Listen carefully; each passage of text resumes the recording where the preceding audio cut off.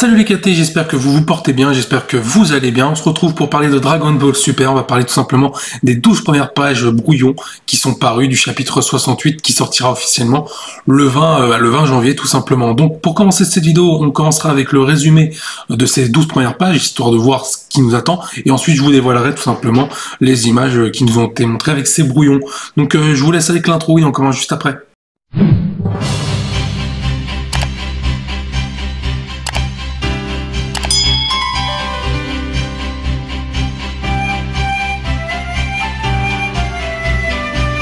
Bien du coup, on se retrouve pour lire d'abord le résumé, puis les images que je vous dévoilerai après des 12 premières pages brouillon du chapitre 68. On commence maintenant.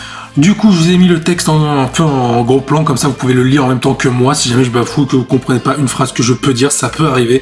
Là, vous l'avez entièrement, vous pourrez le lire en même temps que moi, pour bien comprendre, pour ceux qui ne l'ont pas vu ou ceux qui l'ont déjà vu, pour voir un peu ma réaction vis-à-vis des passages que je lis. Donc le titre du chapitre, c'est le survivant Granola. Le chapitre commence avec un rêve que fait Granola. On se retrouve sur ce qui semble être sa planète natale, sur laquelle on y voit des vaisseaux de l'armée de Freezer et plein d'Ozaru, donc ce sont des gros gorilles, tout dévastés et tués sur leur passage. Granola se réveille alors brusquement. Alors déjà, première chose, on va réagir à ça, déjà c'est très intéressant, ça veut dire que bon, Granola est un survivant dû à un massacre qu'a perpétré tout simplement l'armée de Freezer et les Ozaru. Les Ozaru, pour ceux qui ne savent pas ce que c'est, ce sont tout simplement les Saiyans quand ils se transforment en gorilles avec leur queue à la pleine lune. Hotmail lui demande si tout va bien, s'il a encore fait ce même rêve, donc Granola lui répond que oui, il le rassure en lui disant que tout va bien, qu'il a réussi à mettre la main sur 7-3 sans problème et que les proprios ne poursuivent plus, dû aux dégâts subis précédemment. Oui, dans le chapitre 67, Granola il avait fait la misère à ses propriétaires de 7-3 pour le coup. Ces 3, donc ça appartient bien à ceux qui l'avaient dans le vaisseau, et Granola l'a en fait volé le 7-3, donc en fait Granola est un voleur pour le coup. Donc on les voit d'ailleurs complètement effondrés de s'être fait voler 7-3 une fois encore, ouais, ils se sont fait voler 7-3 une seconde fois. Granola semble se rendre vers un endroit assez lointain. Intéressant, où va-t-il? Hotmail conseille donc à Granola de se mettre en biostase. Granola refuse en disant qu'à cause de sa rêve il est actuellement bien éveillé. Hotmail demande alors si Granola en a encore après l'armée de Freezer, et ce dernier répond que oui, et qu'ils sont détestables. Ça, on est tout à fait d'accord. Hotmail demande confirmation du fait que Freezer soit mort il y a maintenant des années, qu'il reste que son armée, qui ne sont que des insectes et qui n'ont rien à craindre. Granola répond que oui, c'est ce qu'il a entendu. Hotmail réplique alors ce qu'il ferait de mieux de se calmer et de les oublier. Alors là, il y a quelque chose d'intéressant. C'est-à-dire que tu nous mets un Freezer, bon, tu nous mets les Ozaru, je vais y revenir après, mais enfin, les Ozaru, les Saiyans, donc eux, ils pensent que Freezer est mort. Enfin, c'est sur les rumeurs qu'ils ont entendues, il est mort, alors que Freezer est toujours en vie. Est-ce que ça veut dire qu'on va avoir un Freezer qui va venir dans cet arc? Tout semble penser que oui.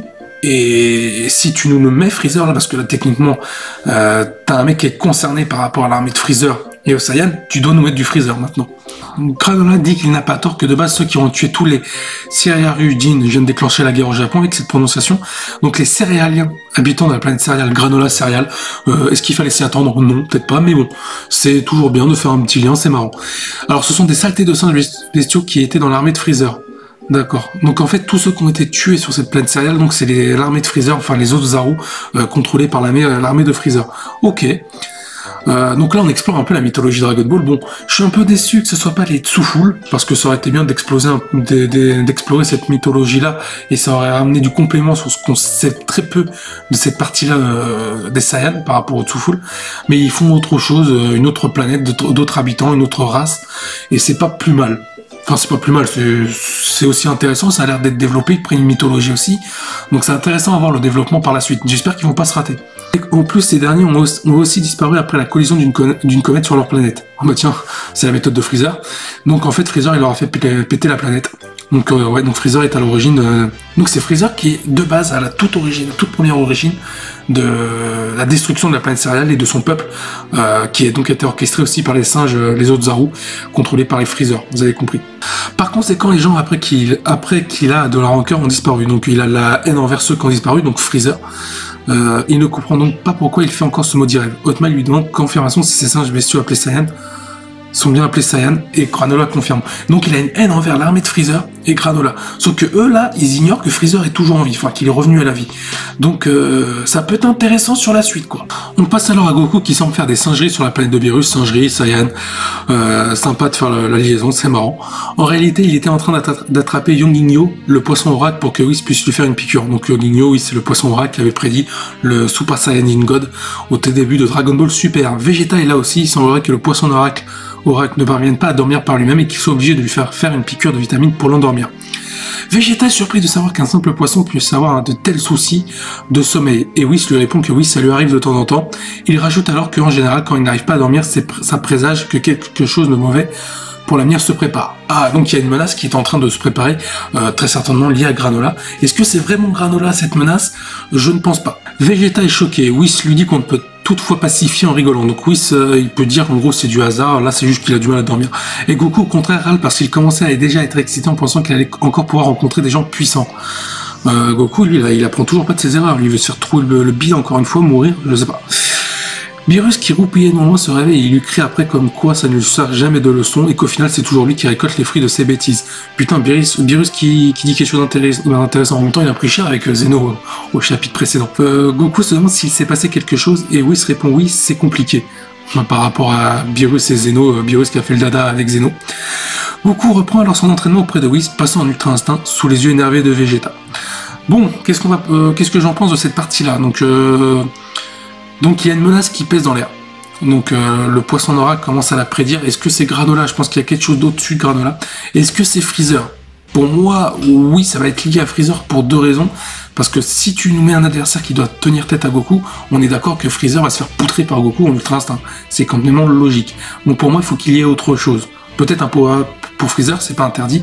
Mais ça reste à voir.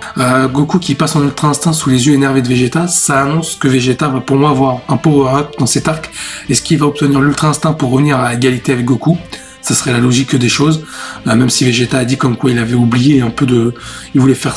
Pour arriver au niveau de Goku, il voulait faire à sa façon. À voir. Du coup, là, on va voir tout simplement les premières images, les 12 premières pages brouillon du chapitre 68 qui nous a été dévoilé avec le résumé. D'accord, l'image avec Goku et Granola derrière, qui laisse présager du coup la menace. Ok, donc ça c'était le rêve de Granola, donc on voit les vaisseaux de Freezer, les fameux, les Saiyans débarqués pour le coup. On voit les cadavres des habitants de la planète céréale, donc les céréaliens.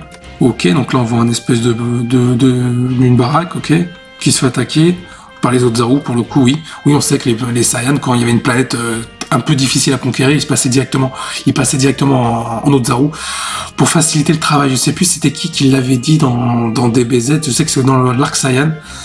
Je me demande si c'est pas Raditz, peut-être que j'ai un doute. Donc là on voit Granola, ok, qui est de retour dans le vaisseau, enfin qui est toujours dans le vaisseau avec Sec-3, qui parvient à s'emparer de Sec-3 et repartir dans son propre vaisseau. Là on voit les mecs qui étaient dégoûtés, ok. Donc là je pense que c'est Granola qui a une conversation avec Hotmail par rapport à l'armée de Freezer et les Saiyans. On retrouve Goku qui essaye de choper ce poisson, le fameux poisson oracle qui fait des siennes. Donc là on voit que Whis et Goku ont réussi à choper le poisson oracle pour qu'il puisse dormir avec une piqûre, ok, une piqûre de vitamine. Vegeta qui doit demander des explications à Goku, enfin qui demande des explications à Whis par rapport au poisson oracle. Beerus qui est énervé par rapport à Goku, oui il est énervé parce qu'il a dû faire le dada pour Zeno. Et que c'est vrai qu'à chaque fois que Goku fait une connerie, Beerus il rattrape tout derrière. Mais en même temps, si Beerus était intervenu aussi, il n'en serait pas là. Goku qui passe en ultra instinct, Vegeta énervé. Ok, c'est très intéressant et ça se termine là-dessus. Ah, on part sur un combat d'entraînement avec Whis Goku. D'ailleurs, petite question, est-ce que vous pensez que Goku, cette fois-ci en ultra instinct maîtrisé, peut-il mettre quelques coups à Whis? Est-ce que le combat peut être un peu plus difficile pour Whis? Personnellement, je pense pas que Goku puisse rivaliser avec Whis, ou alors ce serait vraiment bizarre. Alors du coup on en sait plus sur Granola. Granola est tout simplement un survivant, le dernier survivant de son espèce de la planète céréale. C'est un céréalien où son espèce a été tout simplement anéantie par l'armée de Freezer. Donc c'était à l'époque aussi les Saiyans. Donc c'était les Saiyans qui se sont transformés en Zaru, qui ont anéanti sa planète. Et la comète qui a détruit la planète céréale, je pense que c'est dû à Freezer qui a fini toute la planète pour terminer le boulot. Du coup on comprend mieux pourquoi Granola a de la haine et veut récupérer ses proies. Tout simplement pour anéantir les derniers survivants, entre guillemets peut-être Saiyan, notamment aussi l'armée Freezer. Et on comprend pourquoi. Mais attention, Granola n'est pas au courant que Freezer est vivant et qu'il a été ressuscité. Et ça peut être très intéressant dans la suite sur diverses théories qui vont être amenées. Je vais en faire une petite rien que pour vous faire plaisir en bonus. Techniquement, nous verrons dans cet arc une mise en avant de Vegeta, parce que pour moi, Vegeta va être aussi à l'origine de cette destruction, parce qu'à l'époque, on se rappelle, Vegeta était sous l'emprise de l'empire de Freezer, et du coup, Goku n'a pas forcément à voir quelque chose, même si c'est un Saiyan, je pense qu'il va être pris à partie également. Et du coup, j'espère que dans cet arc, on verra Freezer, sinon c'est complètement con de nous parler de Freezer, qui est à l'origine même de la destruction de la planète céréale, et donc du mal-être de Granola, ce qui est logique. Du coup, on pourrait penser que tout simplement Granola, pour la petite théorie, Granola va s'attaquer à Freezer quand il va apprendre qu'il est vivant grâce à 7-3. 7-3 va s'attaquer à Freezer. Voyant que 7-3 est toujours en vie, peut-être que Goku Vegeta vont attaquer 7-3 pour pas protéger forcément Freezer, mais protéger la menace 7-3. Et là, Granola va se dire, ok, les Saiyans sont toujours affiliés à Freezer, donc quiproquo. Et là, peut-être, il va y avoir le mauvais rôle pour Goku Vegeta sur un quiproquo, ce qui pourrait être intéressant. Et aussi, petite question, est-ce que vous pensez qu'on va avoir le droit à un power-up de Vegeta dans cet arc? Moi, j'y pense sincèrement, parce que tout est relié parce que Vegeta, pour moi, il va être au centre de cet arc-là, parce que s'il a fait partie de ce massacre-là, ça serait intéressant peut-être de voir un Vegeta face à Freezer pour montrer ses responsabilités et peut-être voir une mise en avant de Vegeta et peut-être dépasser Goku ou atteindre le même niveau que Goku avec l'Ultra Instinct. Donc c'est une petite question, n'hésite pas à venir en commentaire pour partager ton avis. Sur ce, si tu as aimé cette vidéo réaction avec les brouillons du chapitre 68, les 12 premières pages, n'hésite pas à liker, ça me fera énormément plaisir, ça apportera du soutien, ça ne coûte rien. N'hésite pas à t'abonner, à liker pour soutenir la chaîne et suivre mon actualité, les vidéos qui sortiront prochainement, parce qu'il y en aura plein encore, sur Dragon Ball, sur Boruto. Et si tu veux venir kiffer avec nous, avec la communauté, n'hésite pas à rejoindre mon Discord, il est dans ma description, ça te fera kiffer et nous, ça nous fera plaisir. Sur ce, je te dis porte-toi bien, à la prochaine, salut les KT.